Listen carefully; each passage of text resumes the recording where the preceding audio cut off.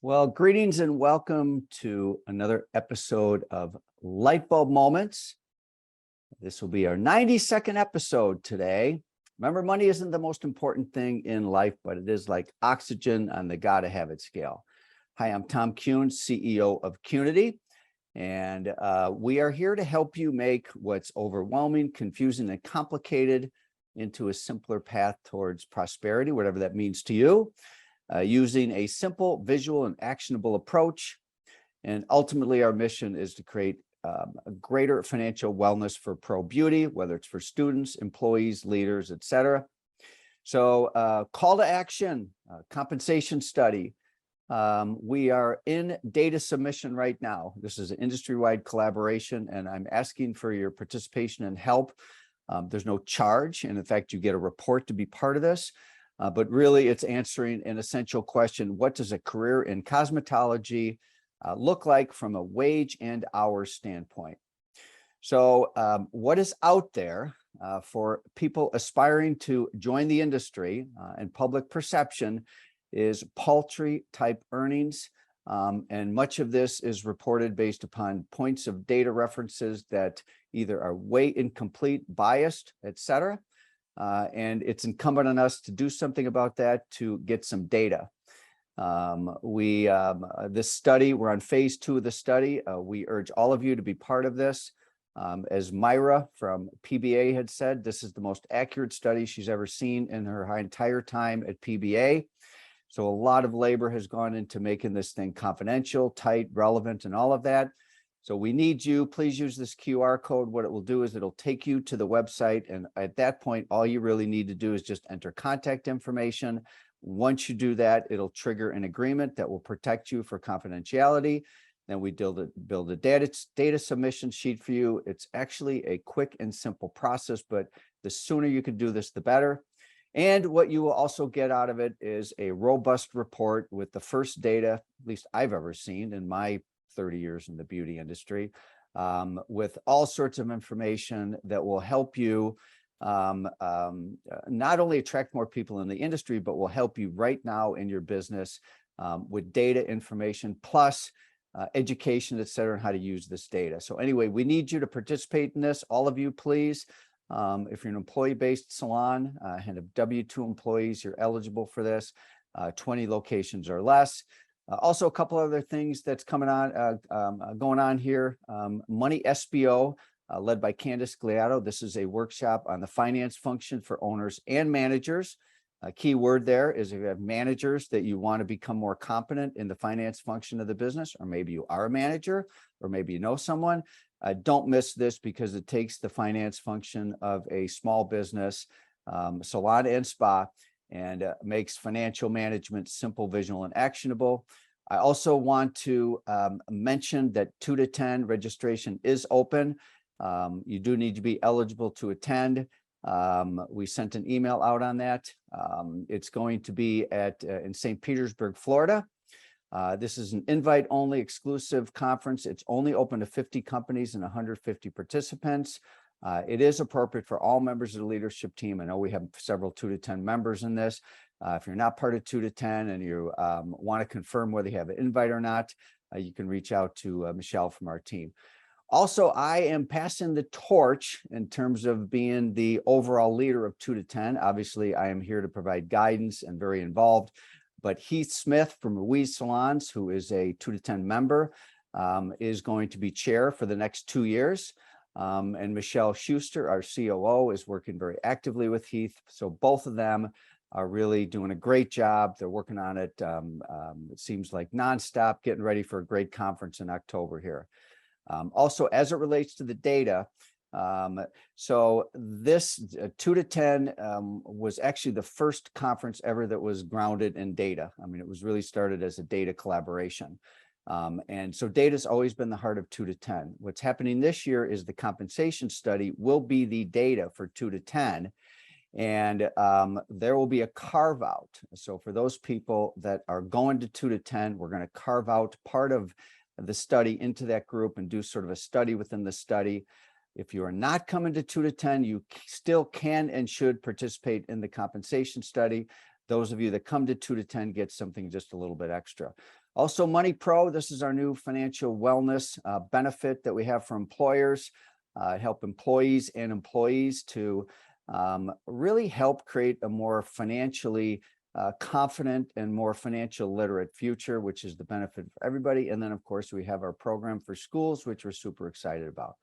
All right, remember to prosper, manage your ATM, your attention, time, and money. It's not lost on us today. You're spending your precious time with us today. So thank you very much. If you're listening to this recording by YouTube, thanks for joining us. We hope you get something out of it. Our last guest was Diane Stevens. Diane is such a amazing person. There's so many different ways that she contributes, and there's so many different things that make her just such a valued part of our community. We actually invited her to be part of the compensation study think tank because she is steps away from Capitol Hill and DC, and that's a good thing. Diane was a great guest. Listen to the YouTube recording if you like. This week, our guest spotlight is going to be Debbi Marr of So Chic. So Chic really is the brand for which Bob Steele and W. Daily salons live under. Debbi has just some really a great information, and just I'm really looking forward to the conversation today. Past recordings are on YouTube. Also, we do welcome members of the school community as well as salons and spas. Anyway, we will be welcoming Debbi into the Brain Trust today. How are you today? I'm fantastic. How are you? I'm doing great. So we were on with a group, which we refer to as an inner circle of clients that we work with that get together once a season. And it's sort of a mastermind group. And it occurred to me that you were the only one that hadn't been a guest yet. So we figured, why not now, right? No time better than the present, right? So you and I met many years ago, and but we will deal with the most recent period here. And you serve as the director of operations for the So Chic brand. Is that correct? Correct. And let's kind of set the stage here for a little bit what this looks like for you. So you live in Birmingham, Alabama, right? I do, yes. And Bob Steele is in Atlanta, Georgia. It is. So how do you become director of operations if you are, what, 2 hours and 15 minutes away? Yes, so it definitely takes some planning and coordination.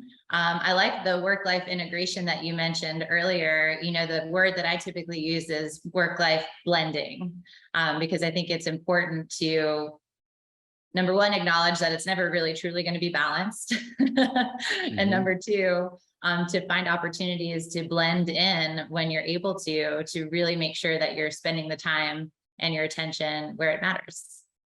So director of operations requires a lot of face time.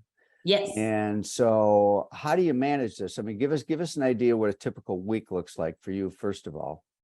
So my typical work week, I work from home on Mondays and Fridays. Those are my admin days where I am, doing the non-face-to-face aspects of my job.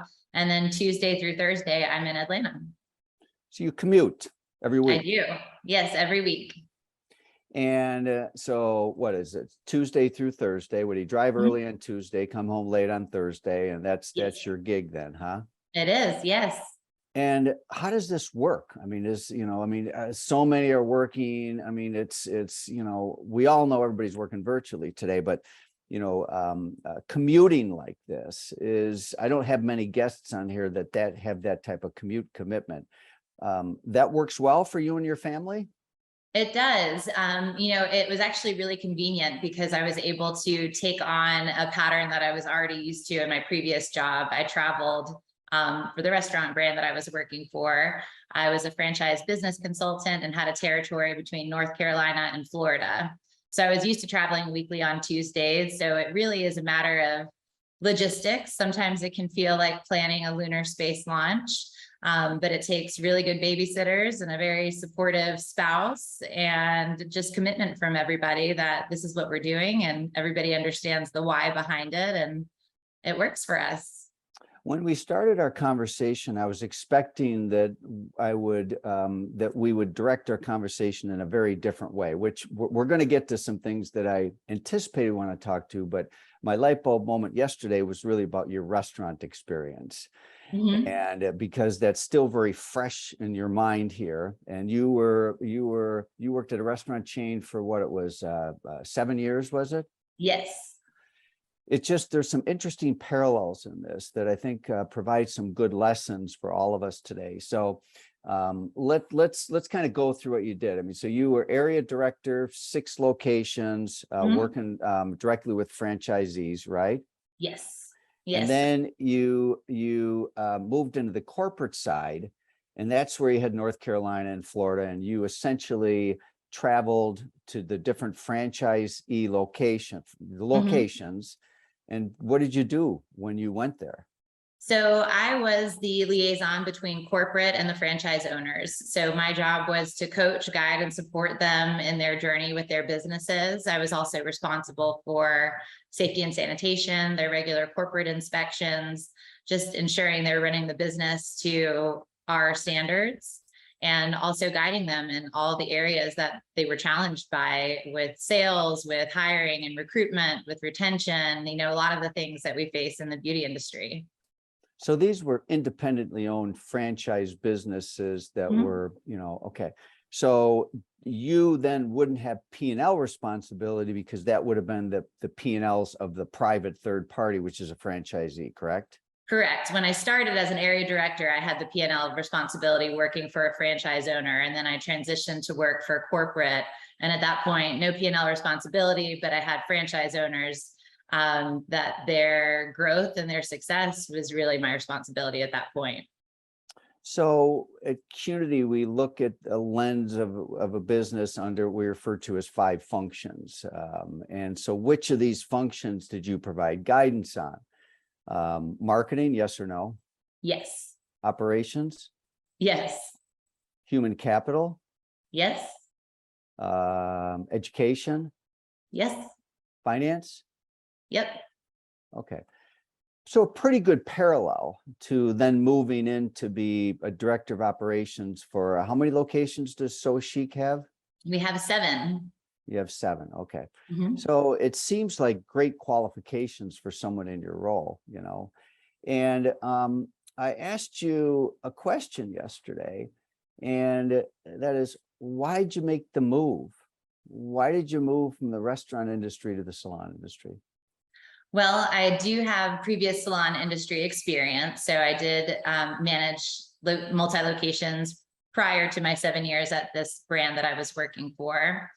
And the reality is, working in the restaurant industry right now is very challenging. And finding similar opportunities in the hiring and retention arena that we are seeing in the beauty industry. But it's so much more than that, because for restaurant managers, it is a daily struggle to see who's going to show up for work, how many holes are they personally going to have to fill themselves, what is the day going to look like, how are they going to get through their shifts. And from my standpoint, from where I was trying to coach and develop these businesses, you really get to a point where your hands are tied, because you go in with a plan to talk about a sales strategy, or a detailed cleaning strategy to get their facility up to par.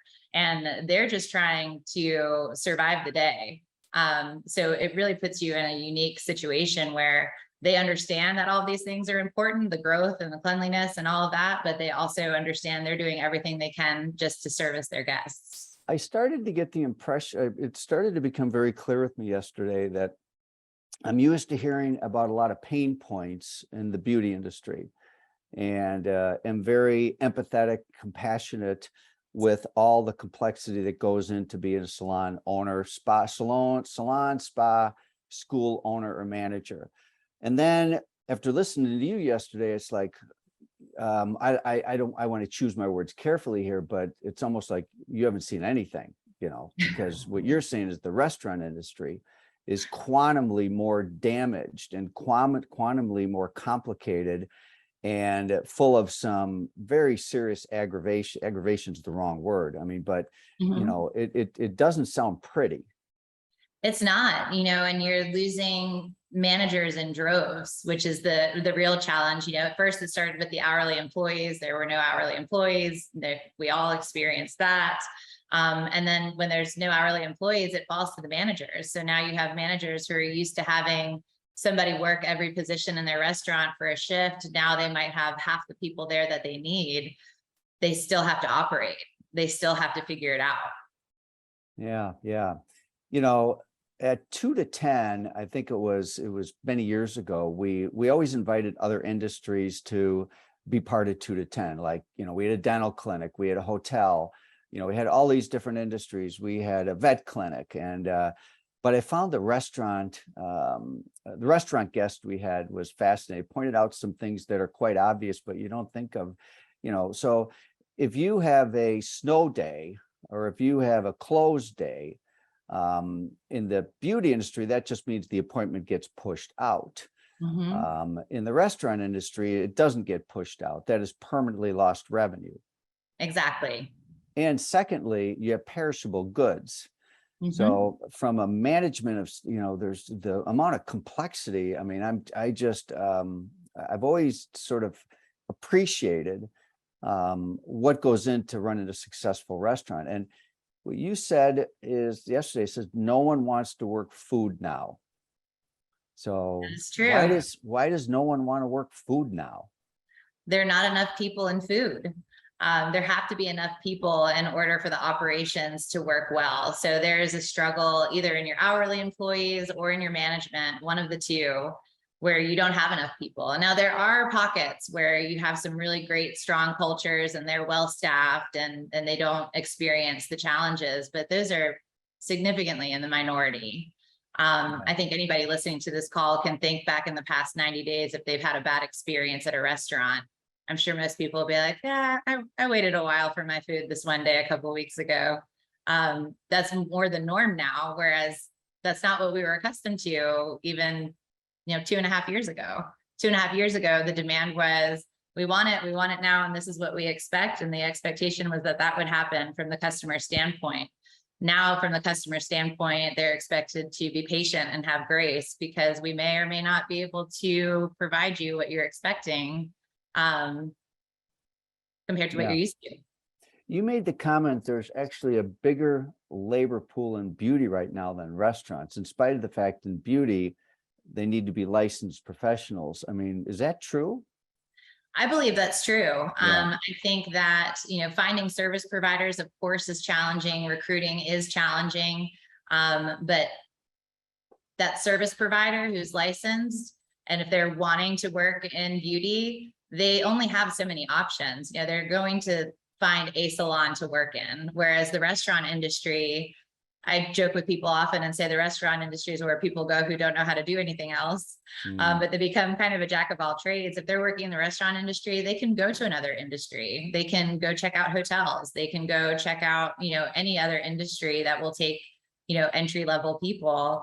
And they're wanting to do it because the days in the restaurants are very hard right now. For the ones that are employed and are showing up to work, they're almost punished because they're having to do the work of 2 and 3 people because everyone's not there.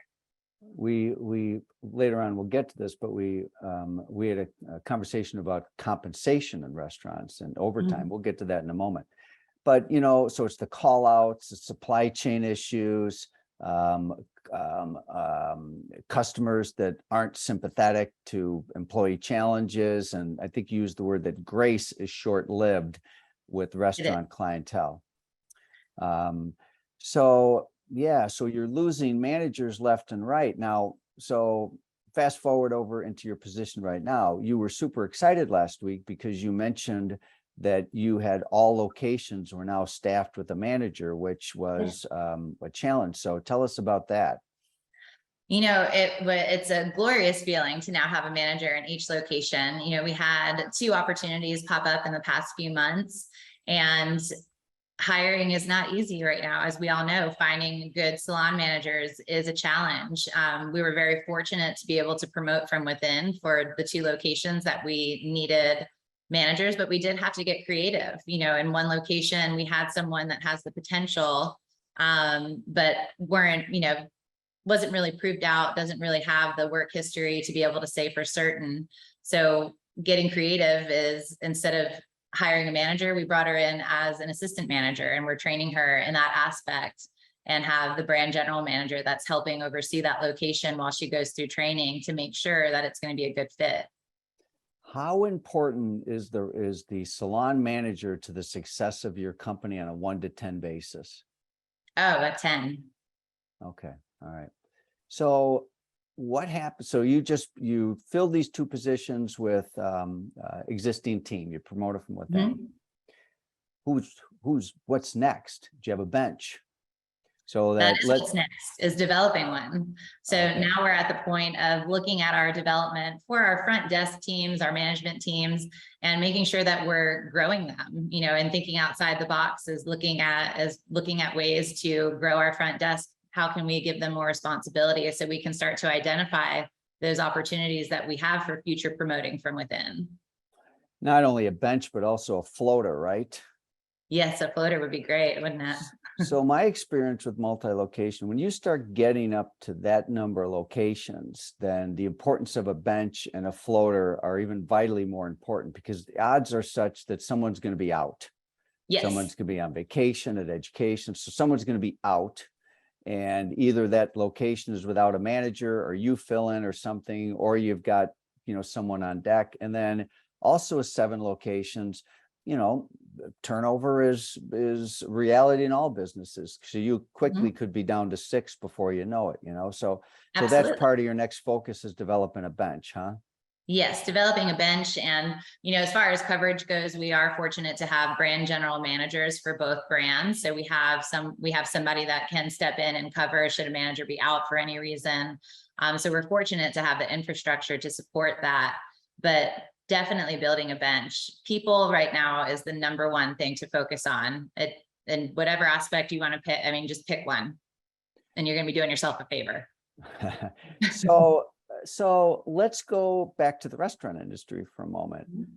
I've always seen the restaurant industry as one of the closest parallels to salons and spas from a recruitment standpoint, more for support staff, whether it's managers, whether it's desk. Would you agree that that is a pretty good place to recruit from?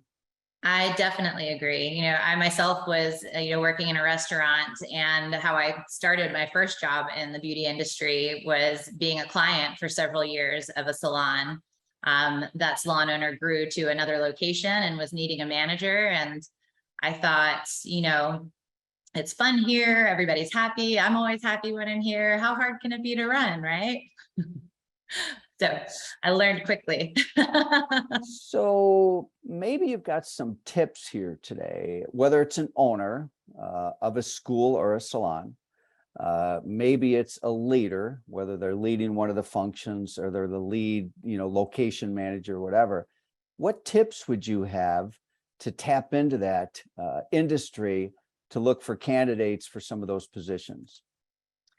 So you have a variety of options, and they range from getting involved with your local chamber of commerce. Restaurants are heavily involved with their local chambers. That is one avenue that they use to drive revenue, to get involved with the community, to find out, opportunities where they can get involved, where they can do community outreach. So the chambers of commerce always know who the most active and engaged players in the restaurant brands in their area are. That's definitely a place to start if you're looking for great people. And you can even take it to a whole other level and cold call restaurants, just like restaurant recruiters do. It's actually something that I did when we were looking for managers here in Atlanta. Restaurant recruiters do their job by simply picking up the phone and calling the restaurant around 7 or 8 o'clock in the morning, if it's a lunch and dinner spot, because you've got your manager in there prepping for the day, and they ask one question: are you happy? I've got some mixed feelings about that one, to be honest with you, about actually calling the restaurant during working hours. But you know what? In the world of human capital, maybe I'm dating myself, I guess. Hey, that's how the restaurant recruiters do their job.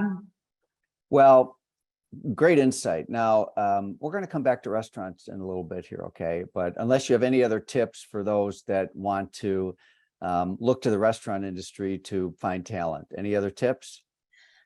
Just frequenting your favorite restaurants. If you go to a regular spot and you have great service and the facility's in good condition and you always have a great experience, you should be interested in the leadership there. Yeah, I certainly becoming a regular customer of a restaurant and having the same person, whether they're, serve as a host, whether they serve as a server, whatever the role is.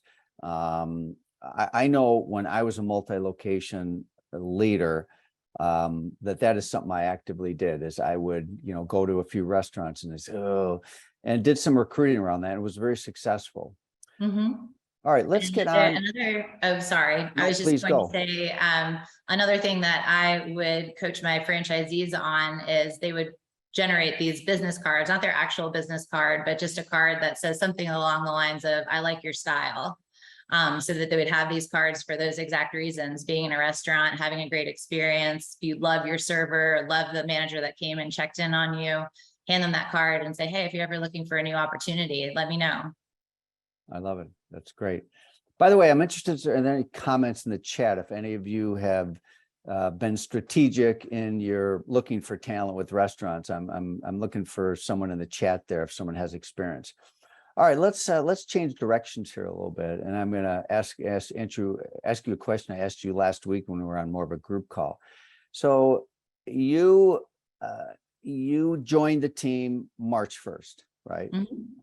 And you came in at a level director of operations, which essentially mean that in using this term, you leapfrogged other people that were already in a senior leadership role. Was that hard to really come in above members of the team that have been there for a decade or more?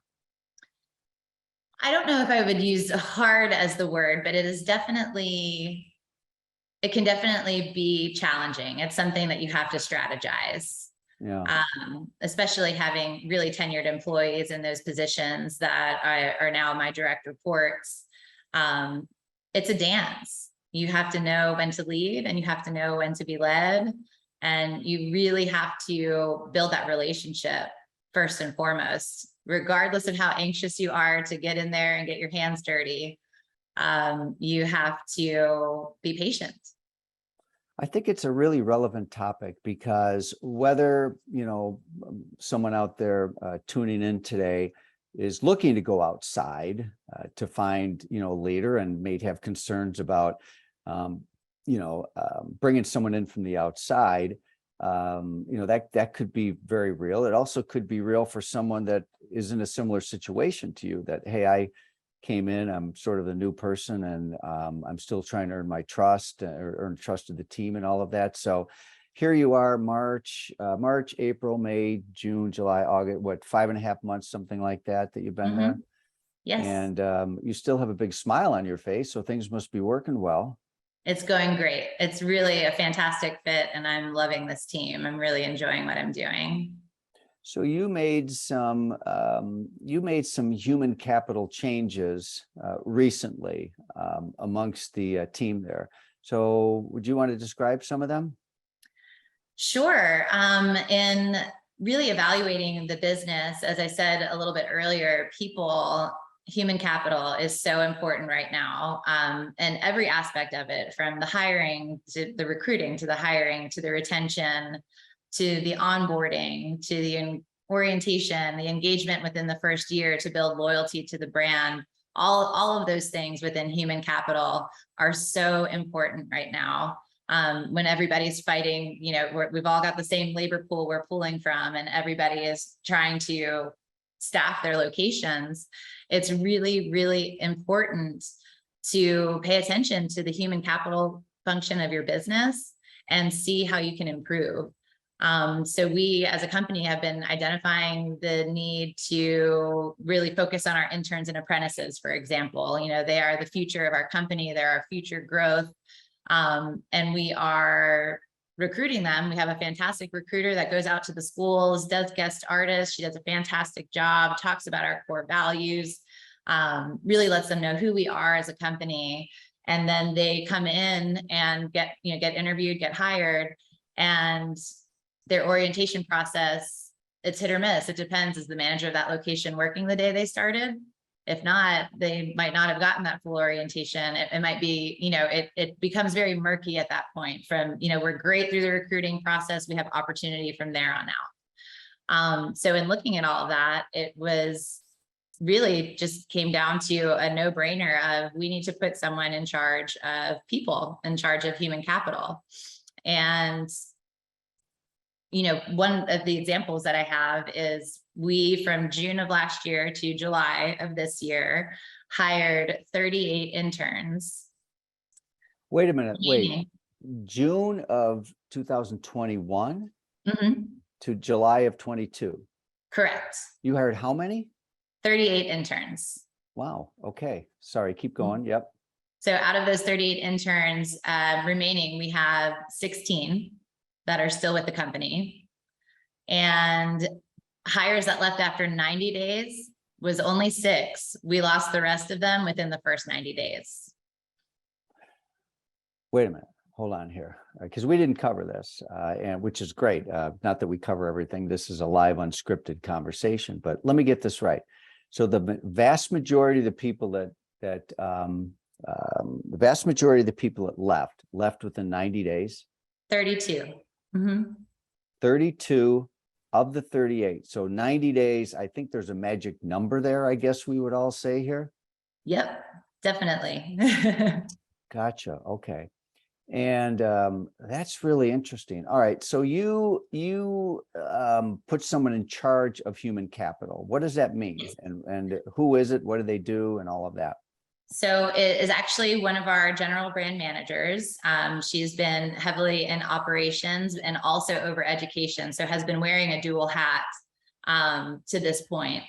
And there's really no one better to be a brand ambassador for us than she is. She's a phenomenal coach. She's great with people, has phenomenal people skills, knows every stylist in the company. We have about 100, knows where they are in their development because she's over education, follows their journey from coming in as an intern.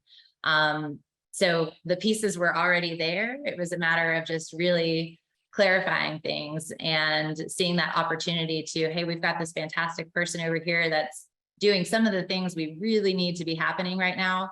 Why don't we shift her attention to be focused on the people so that we can really be supporting the area of our business that needs the most attention right now? Well, I do know who you're talking about, and she's very talented, and I'm sure that she's excellent in any role, and it seems like a really great fit. So you have someone that their sole attention's just on human capital. So this is recruiting, retaining, engagement, all of those things, right? Human capital and engagement. So, or education. So it is really looking at our culture as a whole, identifying opportunities for our culture, identifying opportunities for engagement. They say the first year with a new hire is so critically important because that's when you build the loyalty to the company. That's when you start looking at your employee retention and being able to project out and being able to retain these people. So we now are going to have someone in charge of identifying those opportunities, making sure we're putting 30-day check-ins with our interns because we're now identifying we've got this magic number within 90 days, we're losing them. So implementing a 30, 60, and 90-day check-in with each intern and apprentice just to see how is the experience going? Do they feel, are they feeling like they are in charge of their journey? Are they feeling lost? Are they feeling supported? And identifying where we can do better.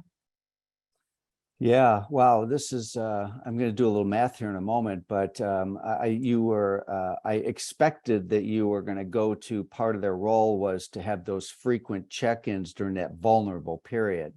Yes. Chances are there's not enough, the chances are there maybe wasn't enough face time with the new group. Is that correct? Yes. And, really what it comes down to is looking at the opportunity for development within our management team. We put so much responsibility on the managers and they need our support just as much as the service providers do. And the support that we realized they needed was with the people because they are dealing with call outs, right? And they're dealing with unhappy stylists and they're dealing with, all of the issues that we see day to day in the salons. They're dealing with all of that. And then you put on top of that, hey, make sure that we give a fantastic orientation to this new hire that just came. Well, if that new hire walks in the door and you don't have any towels and somebody needs to fold the laundry or do the dishes, guess what that new hire is going to be doing?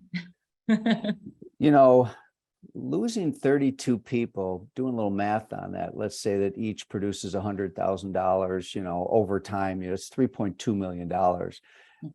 And so each one of those interns that you keep that stay, you know, look that out over 1, 2, 3, 4 years, that's an enormous human revenue center. Yes. So if someone is listening and saying, oh, that sounds great, putting somebody in charge of human capital, but we don't have the budget for someone in that position. We can't take someone away from being a location manager. So yeah, any comments about that? I think that this is the area that you have to find a way. You know, there are areas of our business that if we, you know, don't have the budget for it or don't have a person or whatever the challenge is, you have to find a way. So some of those things are somebody to unlock the doors every day. Somebody doesn't show up. Guess what you're doing to open the salon? Somebody's running there with a key, correct? You know, whether you have the person or not, somebody's figuring it out.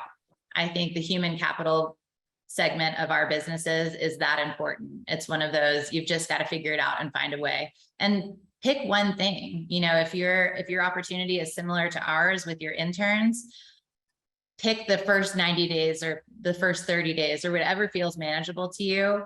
Pick that portion and focus on it, because doing something is going to be far better than just saying, oh, I can't do it. I don't have the budget for it. Or I don't have the bandwidth for it. You've got to find a way. You'll be at the 2 to 10 conference, right? I will. Yes. Can't believe that that's coming up in like 2 months now. And will this be your first 2 to 10?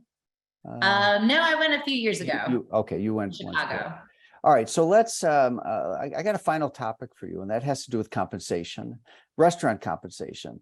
And I was doing a little probing on that yesterday, and I found it interesting. You know, so. And what you did is you educated me a little bit on types of restaurants, and you talk about the quick service restaurant, which is like McDonald's. Mm-hmm. There's a fast casual. I love that term, by the way, fast casual, which is like a Panera, right? Mm-hmm. Then you got a full service, which might be like an Outback Steakhouse. Mm-hmm. And then you've got fine dining, which might be like a Ruth's Chris or something like that, right? Okay. And so a part of compensation really depends on that, but all of these businesses, you know, have common positions, and, you know, all of us are pretty familiar with it, you know, positions, but so let's break it down. So you've got line cooks. What's a line cook? So those are the people back there making the food, right? So the line cooks are the ones that make everything happen in the kitchen. No, they're not a chef. What's the difference between a line cook and a chef? So most restaurants do not have a chef. So if you're looking at, you know, fast casual brands, for example, Panera at the corporate level has an executive chef, of course, that's working out their recipes and doing all of that.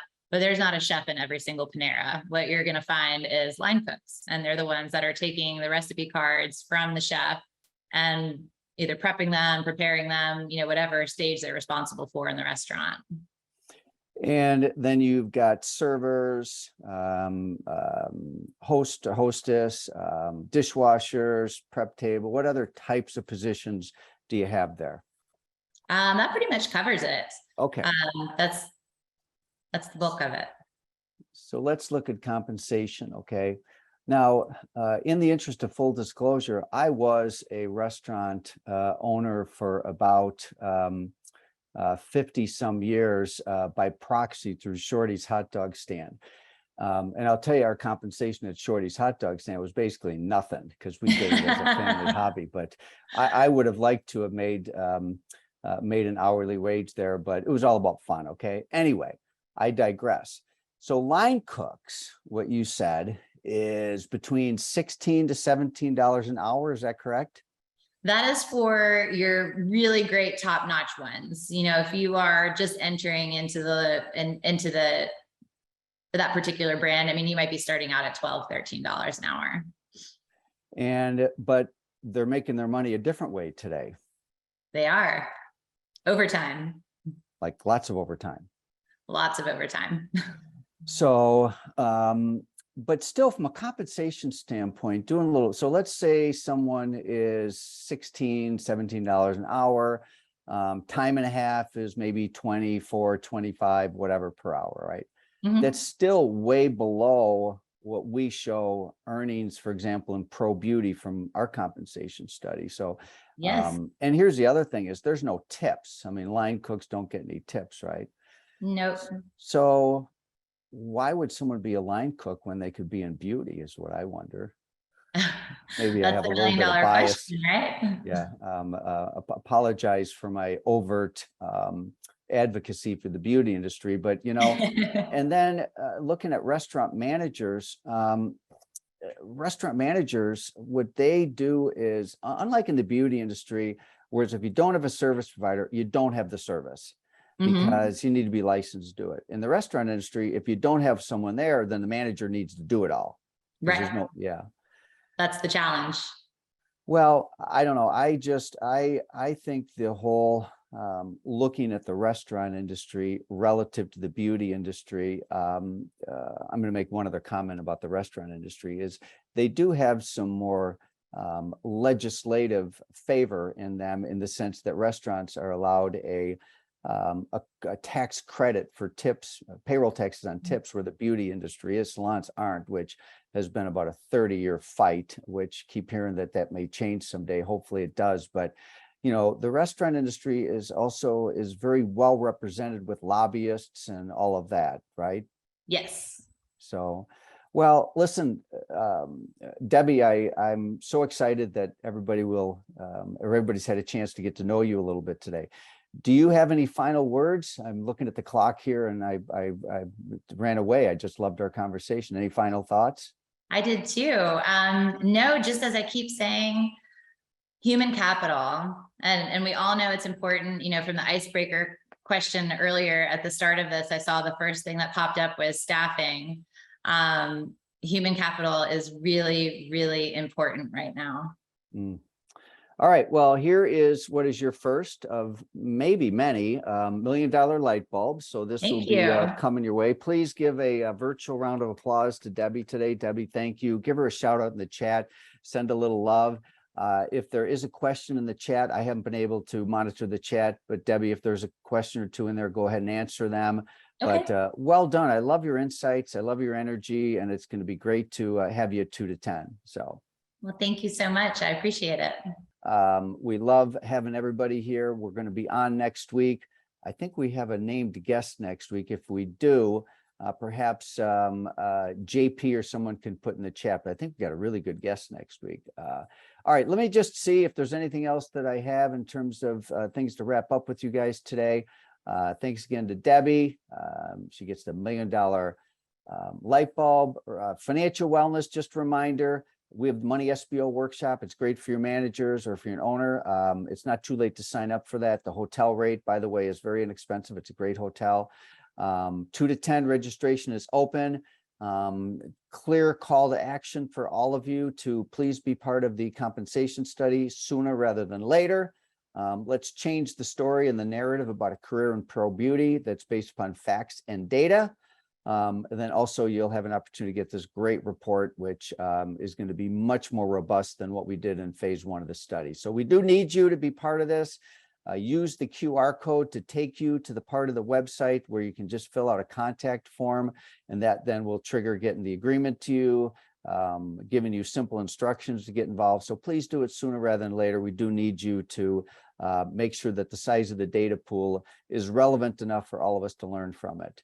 And then, of course, we have Money Pro, which is our new financial wellness product that employers are bringing in to help their team with financial literacy, which will also can improve recruitment and retention and be an employer of choice. And then, of course, we have Qnity for students.